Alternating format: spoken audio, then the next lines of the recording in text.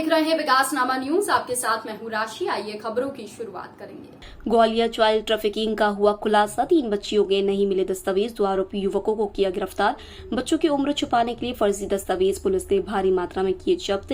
बाल कल्याण समिति के सुपुर्द किया तीनों बच्चियों को। पूछताछ में 2 बच्चियां, एक नागपुर और एक महाराष्ट्र का होना बता रही है।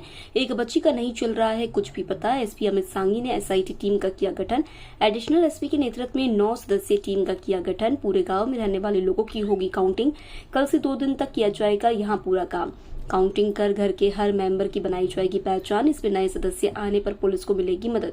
आज सुबह पुलिस ने बदनापुर और रेशमपुरा में डाली थी रेड।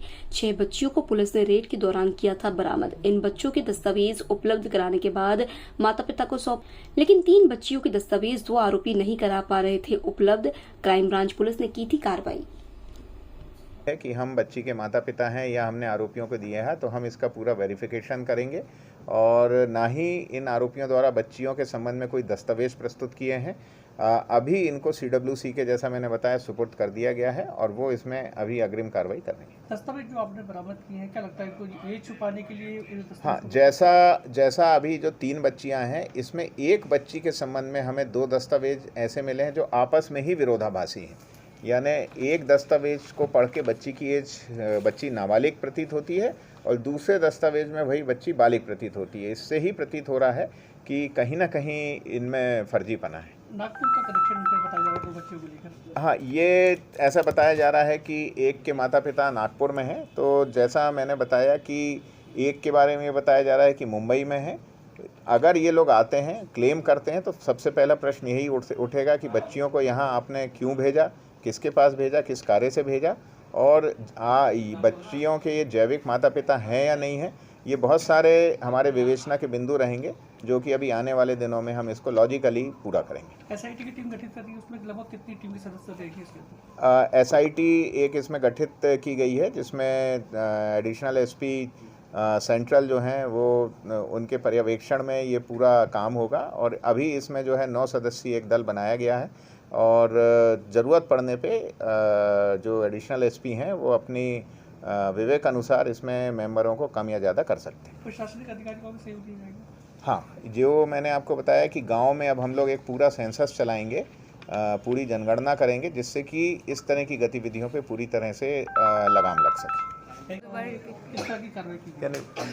ये आज ग्राम बदनापुरा में एक रेड की गई है जिसमें additional SP Mrigakhi Deka, Rajesh Dandotiya, CSP Rishikesh, Ravi Bhadauria, crime branch की हमारी पूरी टीम और महिला थाना प्रभारी के साथ अन्य अधिकारी थे।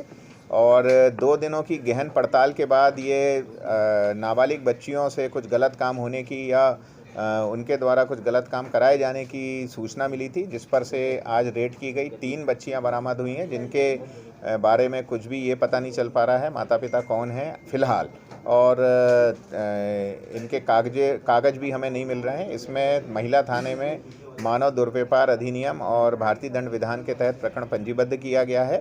साथ ही तलाशी के दौरान कई सारे ऐसे प्रपत्र मिले हैं जो प्रथम दृष्टया ही फर्जी प्रतीत हो रहे हैं। कल सोमवार है, एक विशेष टीम लगा के हम इसका वेरिफिकेशन कराएंगे और साथ ही यदि बच्चियों का कोई क्लेमेंट होता है, यदि कोई क्लेम करता है कि वो उनके माता पिता हैं, यदि कहीं बाहर से आते हैं, तो उसकी भी हम पूरी पड़ताल करेंगे कि उन्होंने यहाँ बच्चियों को क्यों छोड़ दिया, किस हाल में छोड़ दिया।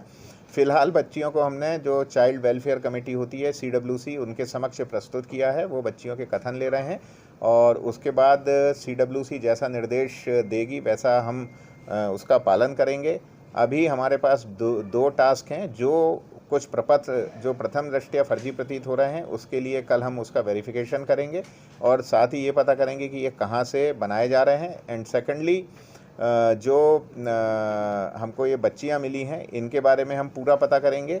और थर्डली इसमें हम एक एसआईटी का गठन कर रहे हैं हमारे अच्छे विवेचकों की, जिससे कि इस पूरे प्रकरण की तह तक हम जा पाएँ और भविष्य में इस तरह के कृत्य की यहाँ पुनरावृत्ति ना हो, ये भी हम करेंगे। और महिला बाल विकास और राजस्व अधिकारियों के साथ मिलके ये भी प्रयास रहेगा कि जो गांव बदनापुरा है जहाँ पे इस तरह की शिकायत मिली है, उसके प्रत्येक घर का एक सेंसस हो जाए, कितने लोग रह रहे हैं, कब से रह रहे हैं, जिससे कोई भी नया व्यक्ति आता है या कोई नई हरकत होती है तो तुरंत ये निगाह में आ जाएगी। कुल मिला के क्राइम ब्रांच ने आज सुबह 4 बजे जो रेड दी है उसका बड़ा सकारात्मक हमें परिणाम मिला है और हमारा ये प्रयास है कि इस तरह की जो गतिविधियां हैं ये किसी भी तरह किसी भी हाल में ये ना चल पाए।